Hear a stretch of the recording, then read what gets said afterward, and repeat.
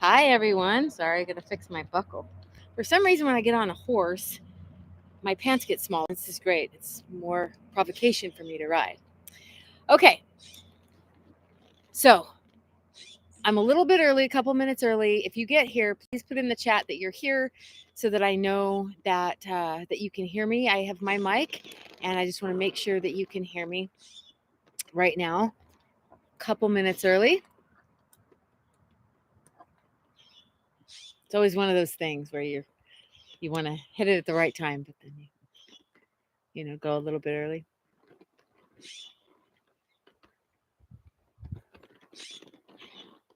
Mm-hmm. Let me get myself over here really quickly. Got something to look at. Okay. You're fine.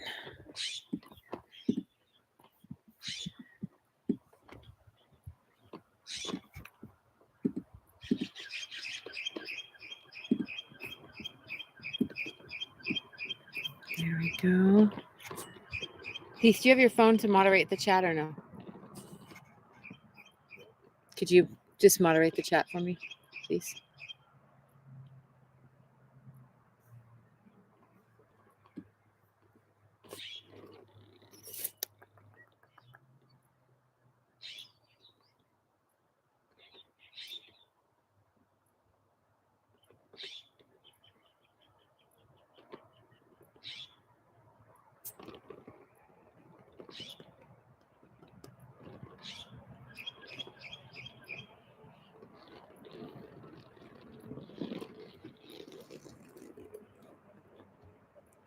Just let me know if you can still see me. Okay. I think so. I'm actually going to put the camera down a little bit further. I think it's up a little high. Let me get this set, folks.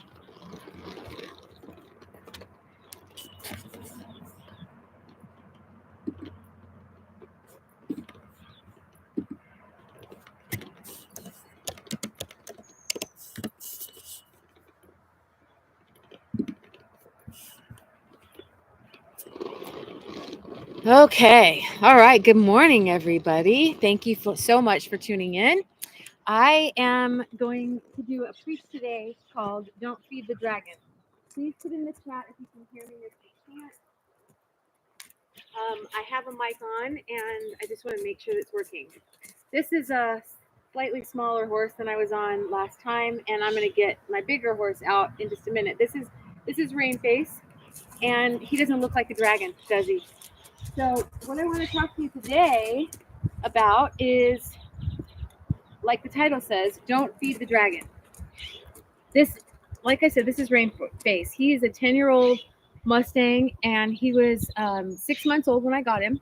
And of course, he was a stud still. I cut him, I think he was 6 years old when we cut him. I think that's right. Maybe that's not right, but I think that's right. Anyway, he was a Mustang. He was all Mustang, and he still is, but because he doesn't have any way to reproduce, he's a little calmer now.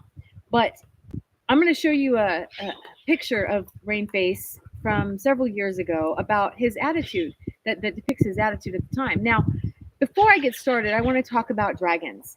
What do I mean by don't feed the dragon? Let's just put this out there right away. What I'm talking about when I'm talking about the dragon is I'm talking about a bully or I'm talking about your flesh. Okay, so a bully can come in the form of a tyrant, but it can also come in the form of your flesh. And tyrants or bullies or dragons can come in many, many forms. And people don't think about them in many forms. They think about them in one form. They think about, like, say, Hitler. They think if I was in the time 1939 in Germany, then I would have recognized Hitler as a tyrant. And the probability of that happening, of you recognizing Hitler as a tyrant, is very small, because they don't look like tyrants. Because if they looked like tyrants, if they looked like bullies, then you would not give in to them, right? You would have a natural affront toward them. So when I talk about feeding the dragon, not feeding the dragon, I'm talking about the dragon being a bully or a tyrant. It can also be your flesh. They can come in all kinds of forms. They can come in forms your boss, your coworkers, your spouse, your children, your young children, your adult children. They can come in the form of animals. They can come in the form of anything that bullies you to leave off your convictions. And more to the point, to leave off, what's right and do what they want you to do. And that's what a bully is. A bully or a dragon is someone or something, in the case of animals, that forces you to do something that based on the Bible is incorrect. Basically, you're yielding your character to whatever this is. Now, Rainface is adorable. Look how cute this little horse is. He was stunted because he was kicked out of the herd at 6 months old. So he's little tiny. He looks like a pony, but his mind is not the mind of a pony. He's really very intelligent, but he had such an attitude. He's so cute. And because he's so low to the ground, the inclination to allow him to get away with things is very high. Okay, so I'm going to take him off. Now, he's 10 years old, and sometimes he bucks and sometimes he doesn't. So if he bucks, he'll get a show. If he doesn't, that's okay too, and that would be better for me. But I'm going to show you the difference between his attitude and Moses' attitude. And the reason that Rainface has this attitude is because I didn't ride him dominantly. I was too busy riding other things. I started him, and then because he's so small, I gave him to people who were more comfortable on a shorter horse to ride. And nothing against them, they didn't really know what they were doing. And so they let him get away with a lot of things. And so now I've had to train him because he was a little tyrant. He was a little Napoleon. And he is the only horse in our whole herd that has gotten literally every single person in my family, plus some friends, on the ground. He was a little tyrant. And so let's see how Rainface acts this morning. See how there's stiffness in his neck right here? He's not supposed to be backing up, and he knows he's supposed to flex, and there he goes. And he's real stiff in my hand right there. And I'm going to give him right there. He's just got Mondayitis right now. He's just like, I know what I'm supposed to do, but I don't want to do it. He's real stiff in my hand, and he's not soft even there. Even though he's flexed and technically giving in, he's not soft. I want this rein to feel like butter in my hands. I want him to not be stiff-necked. God says of the Jews that they are a stubborn and stiff-necked people. Watch Rainface stick his old head up in the air and be stiff-necked. If you didn't know what that verse meant before, now you do. A horse, when he doesn't want to do what he does, what you're asking him to do, look at him sticking his head up in the air like that. I hope you can still see me. So I'm going to kind of get the motor going here a little bit, and let's see what he does. Not wanting to go, wanting to trot around this trail.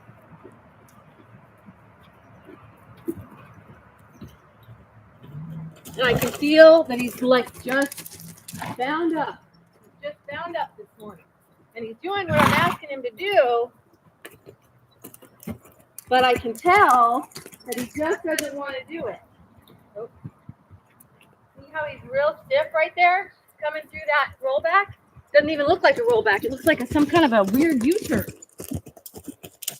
And so I got on him fresh. We didn't warm him up or anything. Same thing with Moses. I'm going to get on him fresh too. I'm not warming him up. And I just want to show you the difference between somebody who doesn't get away with anything and somebody who does. Now, Rainface, I've got a friend of mine helping me out with him right now, riding him, so that he doesn't get away with more stuff and act like a jerk. Okay? He's really famous for falling. He doesn't actually fall. He just finds a place to trip and dump you. In fact, one time he fell with me, and I had a pair of sunglasses on, and those sunglasses ripped my face, and I had to have stitches that night because Rainface just will do whatever the heck he wants to do sometimes, and I have to come in, and I have to correct him. Look at how stiff he's being in the front end. Look at his head. He's got his mouth open. He's just gaping at me. He is being stiff-necked. And the reason he is because he was fed too much. So he has become a full-grown dragon, right? So let's talk about that in terms of what that means for your life and biblically. The Bible says, it's a really major verse. If you don't believe me, you should look it up. Now he's going to be stiff right here. Ecclesiastes chapter 8, verse 11 says that if a punishment for a wrong done isn't executed speedily, then the hearts of men become fully set to do evil. Well, what does that mean? And how does it relate to feeding the dragon or riding horses or whatever? What that means is that if you let somebody get away with something one time, the next time they will push the limit. They will push it. So I said at the beginning of this that tyrants can be, or bullies or dragons can be people, and they can also be horses. I'm sure you can think of a situation where you've let somebody get away with something, and then the next time it was worse than it was the first time. That's how horses are. When I train a horse, they get one shot. If they do one thing wrong, immediate correction. And it's not harsh correction. Excuse me, it's not harsher than it needs to be. It's as harsh as it needs to be, but no harsher. And there are no repercussions. In other words, once he does something, if he were to buck with me, I would just ride him through it, kick him, and make him go, and correct him, make it uncomfortable for him, so that he would know that he's not allowed to buck. But I wouldn't punish him for a week and put him, in the horse timeout for a week. And that's the wrong thing. That's the wrong thing that people do. They don't correct immediately. You have got to correct immediately. And you've got to correct, whether that is your child, whether that is your spouse, or whether that is a horse, or whether that is your boss. So you might say to me, well, how do I correct my boss immediately? How do I correct my spouse immediately? Because that's probably not going to go well. Well, the way that you correct them is by telling them the truth, right? So in Leviticus, the word says that you don't suffer your neighbor to sin. You tell them the truth, right? Jesus said, have I become your enemy now that I've told you the truth? He said that in the New Testament through Paul. And so telling the truth to somebody is correcting them. You cannot allow yourself to put up with a tyrant or a bully doing the wrong thing. And what happens is, the cuter something is, or the more important, more impactful, more impact that they can have on your life, the less prone you are to correct them. See how he was stiff-necked right there? It's real easy for me to say, oh, well, he's so cute and he's so little, and I'm just going to let him get away with stuff because he's not that big. He can't really hurt me, right? Well, let me show you a picture of Rainface when he was trying his best to hurt me. I'm going to have to ride up to the camera right here, and I'm going to show you this. Look at this picture here. This is the first time I've done this, so just give me a little grace here. Hold on. Let me see what it wants me to share here. 1 second. Let me find it. Maybe I can find it. Just a second. Thanks for bearing with me, guys. Thank you. Let's see. Okay. Let's see if I can share this. Whoops. Rain, quit. Hang on. Let me see. Hold on. I got to get my dog out of the pen. Mika, out you go. Go on. Let's see if I can share this. 1 second. Maybe. Okay. Maybe not. Sorry, guys. First time.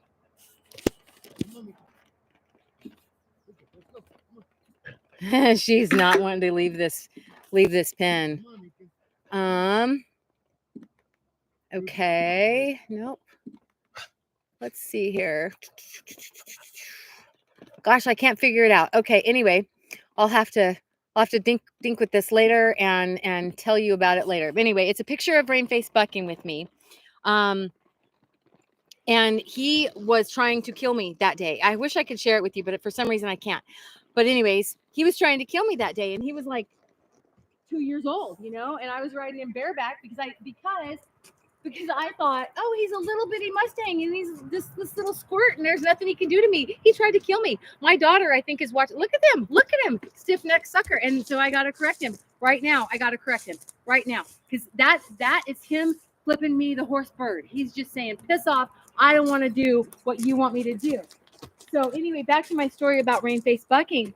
Montana, my daughter, is probably on this, watching this live, and she was there that day. In fact, she's the one who got the picture, and she can put it in the chat that he tried to buck me off, and because I was an idiot, I was on him bareback showing off, being a jerk, and he was like, you know what, I got your number, and he tried like crazy to buck me off. So it was my fault because I fed the dragon. I let him get away with it that first time. And so now, 10 years on, he's still bucking. And so what I did was I let him get away with it because he was so cute, and then, so what happened is now I can't put a kid on him. I can put a kid who can ride on him, but I can't put little kids who have the weight limit that he needs on him if they can't ride, because I know that he could buck with them. I mean, he doesn't buck hard, but the point is that he still bucks, and that will scare people. And so I fed the dragon. So when I talk about feeding the dragon with your boss and with your spouse and with your children, you're basically letting them dictate to you that you must do something that you know is against God. And I would submit to you that also your own flesh. When you're in your flesh, you let yourself get away with all kinds of stuff. And you write permission slips for yourself in your own mind. And you say, oh, well, I'll just do it this one time. I'm notorious for this. I love sweets. And I don't want to be as big as a house. But I love sweets. So what'll happen is I'll get little bitty birthday cakes and stuff. And then let me just get him going. See how sticky he is? And just wanting to pitch. Oh my goodness. I fed this dragon way too much.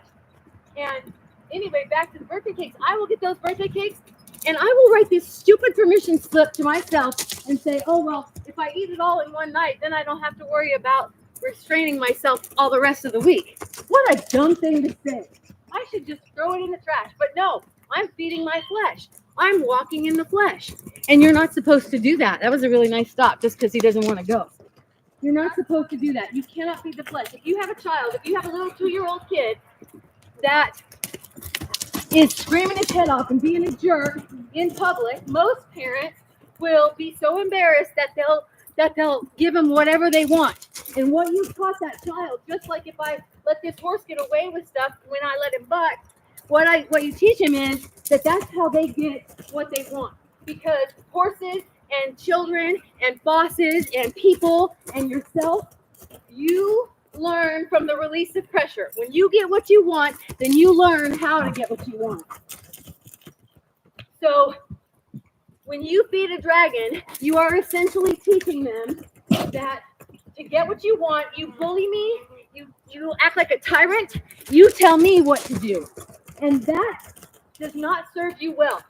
But what else is it doesn't serve the bully well.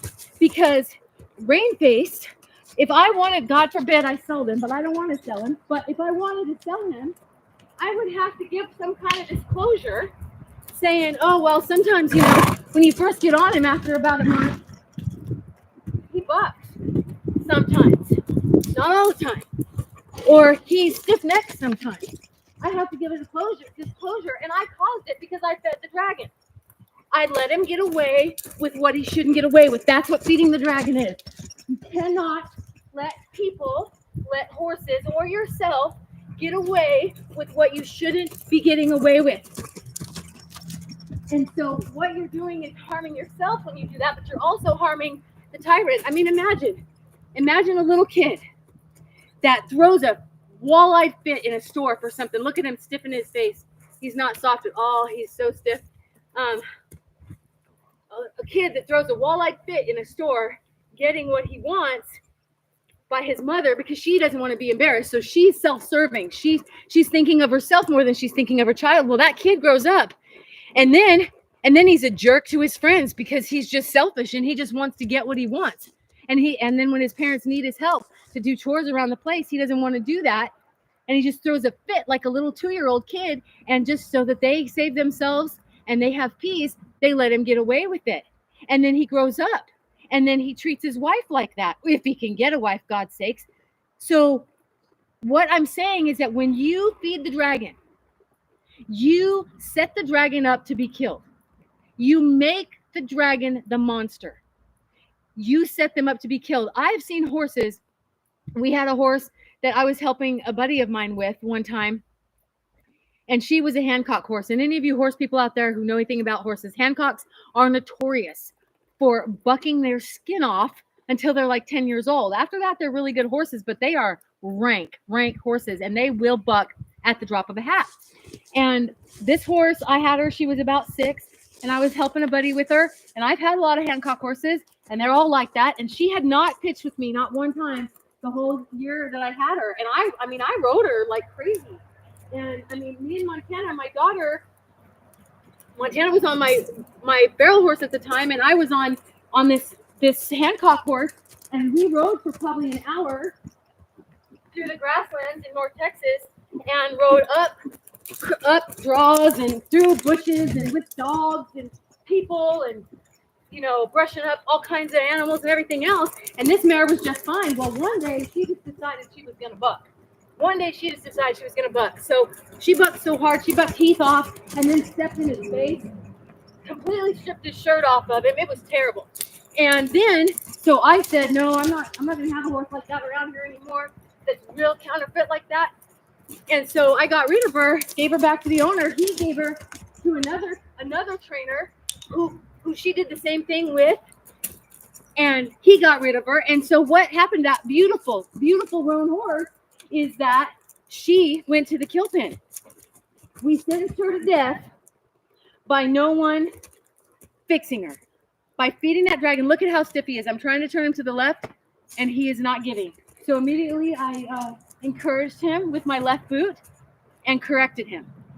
That's what you have to do. It has to be that fast. You have to correct yourself that fast. You have to correct your kids that fast. You have to say, if your boss says, I want you to do this, I want you to compromise in this way, immediately. You have to know what you're supposed to do and know what you're not supposed to do and correct it instantly. You cannot give an inch. The Bible says in Ephesians chapter 4, verses 26 and 27. I'm going to focus on 27 first because I'm going to get on 26 in a minute. But Ephesians chapter 4, verse 27 says, nor give place to the devil. Nor give place to the devil. That word place right there is the Greek word topos, T-O-P-O-S. And it's where we get the English word topography from. And it literally means dirt, terra firma. And it also means like a license, like a pass. Like, you know how you have software licenses or gun licenses or fishing licenses or whatever. It means that, and it also means terra firma.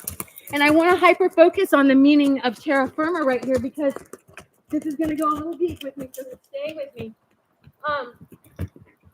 Crap. He loves to find places to trip. There is nothing in this corral for him to trip on at all, but he will find places to trip just because he's looking to get out of work, see? And the worst thing in the world I could do is to stop him from working right now, because that would teach him all you got to do is trip, and then you don't have to work no more. That would be feeding the dragon. So that's why I'm keeping going after he's tripped. Most people would be like, oh, poor baby, he tripped, is he okay? And they would get off of him and check him. The horse is fine. He's absolutely fine. So you cannot feed the dragon. Let's get back to the topos word. I hope that was on camera. If you did it, was it on camera, Ben? Okay. Well, if it wasn't on camera, he kicked up with me because I picked up this whip right here and popped him on the butt, and he kicked up with me. That was great. So the worst thing I could do is stop riding him. Cannot feed the freaking dragon. So, topography. God said in Genesis that he made Adam from the dust of the earth, right? He made him from the dust of the earth. And then in Genesis 3, he said to the devil that the devil would go, or the snake, excuse me, and he was talking to the devil, and he was saying, you shall eat the dust of the earth all your life. Now, we know that he wasn't talking about physical snakes, because physical snakes do not eat dirt. They eat mice, right? Or God knows what else. But they don't eat dirt. But the snake, he eats dirt. And if you think of the snake metaphorically as the devil, which he is, and the dirt metaphorically as a person, which it is, or more perfectly, the flesh, then we think about Ephesians 4. Excuse me, let me finish that thought. We think about the devil eating the flesh. The devil is what consumes the flesh. The devil is looking for the flesh to eat. He's going on his belly, looking for the flesh to eat. So when we think about Ephesians 4, chapter 4, verse 27, and he says, do not give place to the devil. Do not give topography to the devil. Do not give your flesh to the devil. Do not give your flesh to the devil. Not an inch, not a tooth, not a toenail, not a mile, nothing. Because he will take everything. Everything. World War II, Neville Chamberlain goes over and talks to Mr. Hitler, and he says, "Oh, please, Mr. Hitler, promise me that you won't invade England and that you won't bomb England." And he gets a piece of paper with Mr. Hitler's signature on it. And he comes back, gets off the plane to a waiting crowd, and they're all cheering their hero, Neville Chamberlain, who has resolved this crisis, this impending doom, diplomatically, with words from a liar. And he holds the piece of paper up right on the tarmac, and he says, "I have here the signature of Mr. Hitler, and he will not invade. He will not bomb England." And that was a bunch of crap, because you were dealing with a freaking liar. And that is exactly why you don't feed the dragon.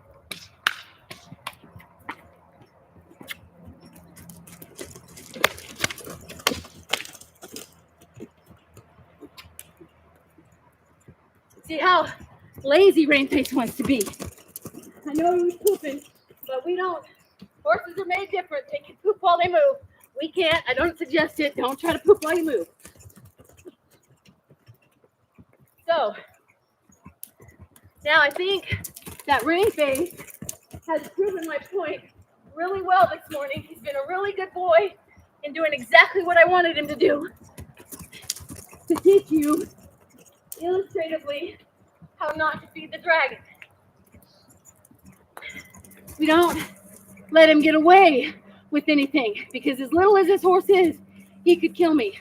Now, our instinct is that the cuter, the more impactful the thing is, the more we let it get away with. We let our boss get away with things. We let our spouse get away with things, because they ostensibly have the power to hurt us more.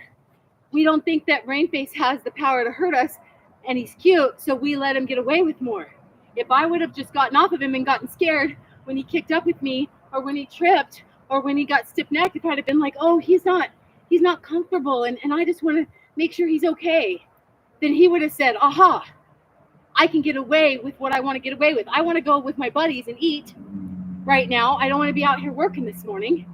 And he would have said, "I can get away with it." His heart would have been fully set to do evil if I wouldn't have corrected him. I refuse to feed the dragon.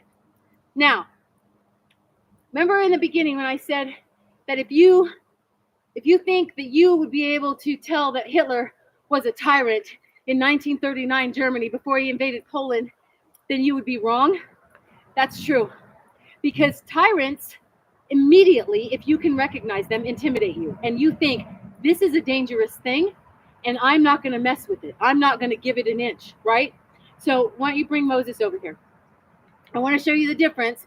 I want you to, could you please just line him up next to me? Just right here to my right. I want you to see the difference in these two horses. Thank you. Look at the look at the difference in size. Can you put his wither right by Rainface's wither if possible, please? Thank you. So look at the size difference in these two horses. This is a little horse. This is a big horse. And this horse looks much more intimidating than this horse. So we let this horse get away with stuff. And that makes this horse more dangerous than this horse. Because this horse is so big and so powerful, immediately our minds go, that's a threat, and I'm not letting him get away with anything, because if I do and he actually starts getting away with stuff, then I'm dead, right? This horse, we're like, it's no big deal.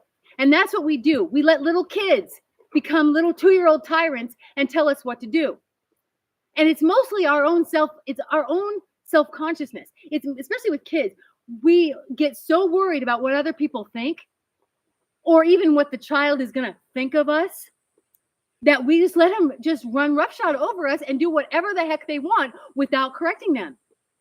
Correction needs to be swift. It needs to have the amount of pressure that is required to get the necessary change, and then it needs to be gone.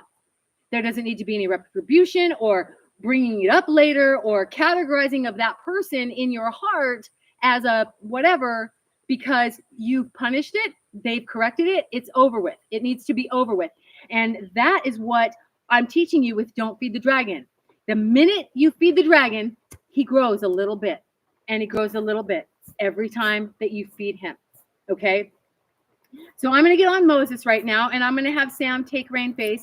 We got the buck out of him, I hope. So I'm going to get on Moses now, and I'm going to show you more submission, more meekness, because I have been really diligent not to allow him to get away with stuff.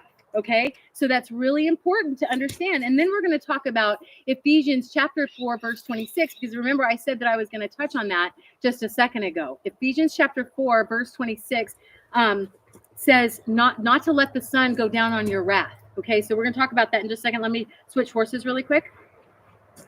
Oh, this is going to be funny. You're going to get to watch me get on Moses on camera, and that is a treat because he's a giant, and I can't get on him very gracefully because he's so big. So get ready for a laugh.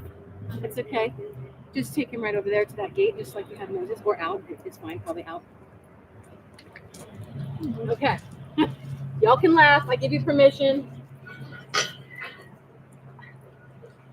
Just clamoring up there. It's just ridiculous. It's not graceful. It's not pretty. Mika, out you go. Dogs want to come in. They think something exciting is going to happen. And it is. Now look at Moses immediately. Give. Now he's not super soft right here, but he didn't stick his nose in the air like Rainface did. Rainface gaped his mouth, stuck his nose in the air, and was like, you can pound sand because I'm not doing what you want me to do. But this big guy right here, I have been very diligent. The Lord has given me a lot of grace and courage with this horse because he's intimidating. In fact, the first time I ever rode him, I jumped off of him, broke my left ankle in 2 places. I had a bilateral fracture. It was all in my head. He wasn't doing anything that I couldn't have ridden him through, and I jumped off of him because in my head, I was intimidated by this horse. And so I fed the dragon. And so when I first got back on him, after that, if I stepped off into a lope, he would buck. And so it intimidated me. And then I got to where he wouldn't do it anymore. Probably on the wrong lead. Sorry, let me change him. There you go. He got to the point where he wouldn't do that anymore. Look how graceful this horse slopes around here. Same ground as that little black and white horse. And he is not tripping. And this is a big old heavy horse. Whoa, there he goes. As I say so. Well, so much for that concept, isn't it? Okay. But he is a big, heavy horse. And he's real light. Look at my bridle reins. Look how loose my bridle reins are on him. When I come back around. Look. And he's just keeping this circle like, I really don't want to be out here, but I'm going to do it. Why? Because I didn't feed this dragon. I fed him. Don't get me wrong. I feed my horses. That's not what I'm saying. I'm saying I didn't metaphorically feed my horse. I didn't metaphorically feed that fleshy side of him that says, piss off. I want to sit in the pasture and hang out with my buddies and eat grass all day, and your job is to feed me. See, that's what horses do. They're like, the job of a human is just to feed me. And if they want to get on me once in a while, I'm going to find the quickest way to make them stop making me work. And so the problem is that people get intimidated by horses. They get intimidated by bosses. They get intimidated by their 2-year-old children because they think, in the future, this could hurt me. This big horse could hurt me. My boss could hurt me. My 2-year-old child could become a 20-year-old child and reject me if I'm not nice to him, if I don't give him what I want now, right? And you're absolutely freaking wrong. You're 100% wrong. The only way that you're going to get what you want is to do what God says. And God says to correct it immediately. Correct it immediately so it doesn't get bigger. Do not feed the dragon. The dragon in yourself, the dragon in your boss, the dragon in your spouse, the dragon in your kids, the dragon in your horses or your dogs. I mean, I've seen little bitty dogs. My mom has a dog. Well, she has a dog that's a little less this way now, but she had a dog forever. That was the cutest little thing. And you go near her, and she was a little chihuahua. and you go near her, and she was like, I'm going to take your freaking head off. And because she was allowed to behave that way, she behaved that way. Let's get on the right lead, Moses. There we go. So it doesn't matter how big the thing is, it'll get worse. The dragon in it will get worse the more you feed it, man, the more you let it get away with stuff. And yourself, you are no different than the dragon that you might ride, or the dragon of your 2-year-old tyrant, or the dragon of maybe Congress that is saying you can't say this or you can't say that, or maybe your boss saying, oh, we want you to yield to this situation that goes against God.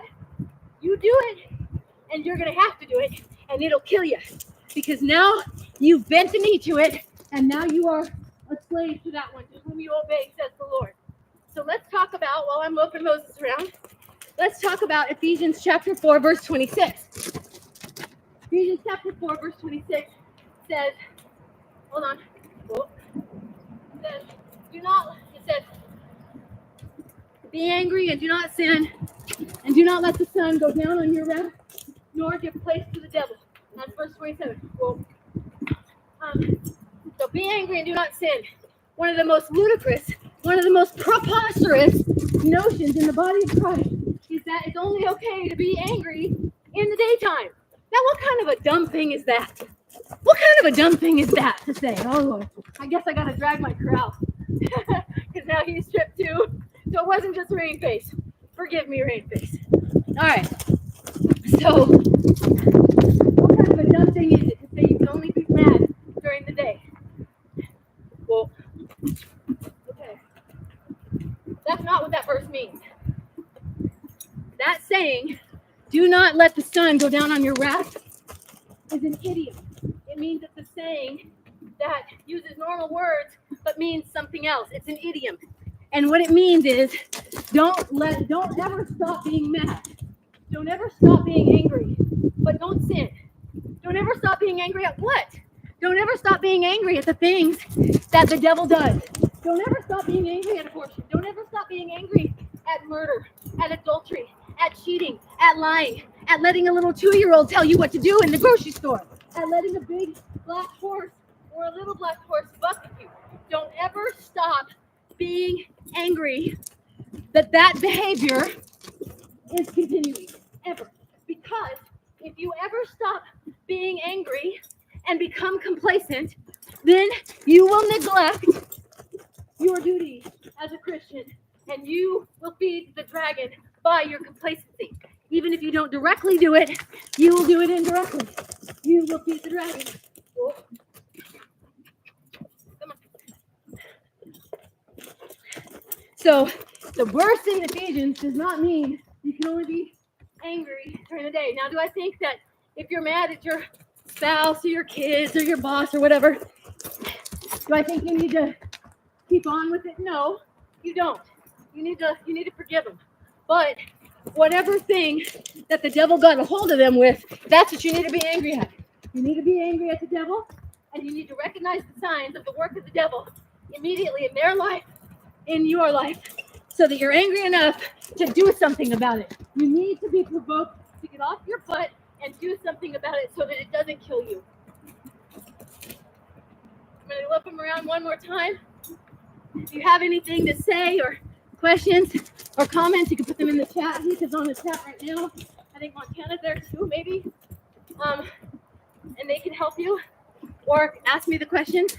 But if not, we're just going to make him do a couple more rollbacks, slow rollbacks, and then put him away. Probably not. I'm probably going to ride him for like an hour. But, okay. So I hope that makes sense to everybody. Heath, have you got anything? Okay, good. All right, guys. Well, it's been really great having you guys watch me ride my horses around in circles and try to get bucked off and try to have a horse fall with me and lose my breath. And thank you for taking some time with me this morning to listen to the word of God. Remember that I love you and that Jesus loves you. And for God's sake, don't feed the dragon.